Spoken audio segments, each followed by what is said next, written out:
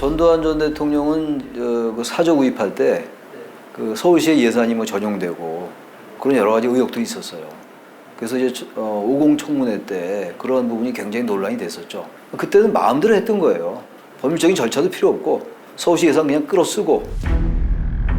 이명박 전 대통령은 사저와 경호시설 부지를 매입하는 과정에서 배임 혐의와 부동산 실명제법 위반 의혹이 불거졌고 특검 수사까지 이어졌습니다.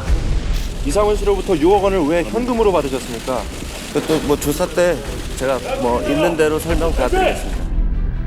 수사 결과 대통령이 부담해야 할 사저 땅값 가운데 9억 7천만 원을 경호시설 예산으로 전용한 것으로 드러났습니다.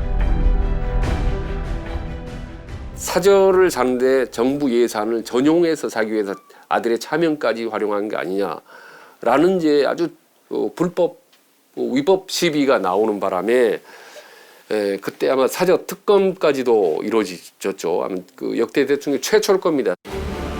또 다른 논란이 불거졌던 노무현 전 대통령 사저. 김해 봉화마을 사저와 경호동 부지가 약 1,800평으로 역대 대통령 가운데 가장 커 아방궁 논란이 일었습니다.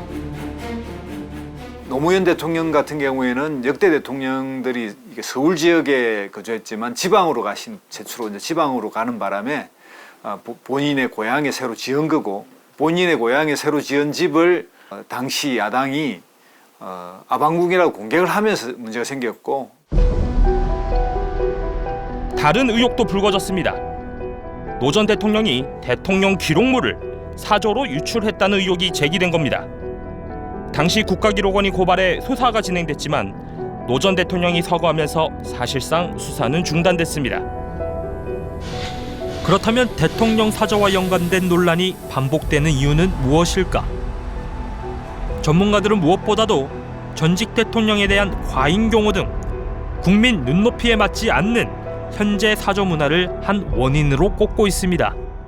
왜 대통령들은 반드시 그 사저를 엄청나게 크게 갖고 왜 그렇게 엄청난 경호를 받고 거기에 무지막지한 국고가 들어가고 그게 맞는 거냐 이런 얘기예요.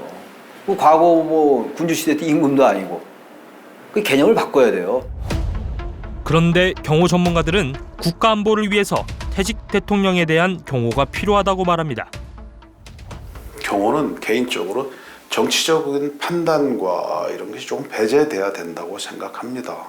관련 법률에 의해서 신분을 보장받아야 될 대통령과 또 전직 대통령은 국가 최고 기밀을 다루고 수행했던 분으로서 국익을 위해서 반드시 신변 보장을 받아야 되는 대상입니다. 고도에 대한 어떤 전문 킬러들이 예를 들어서 폭발물 같은 거를 매설할 수도 있고 한 부분이 있기 때문에 마을 그 지역 주민들의 안전을 고려해서도 충분히 그 경호 작전은 이루어지는 게 맞다.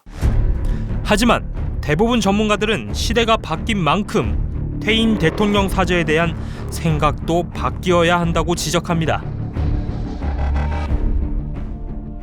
과거에 이제 북한과 대치가 심하고 또 권위주의 시대고 그래서 물론 경호나 경비가 더 강화됐을 것이고 의식 자체가 대단히 권위주의적이었죠.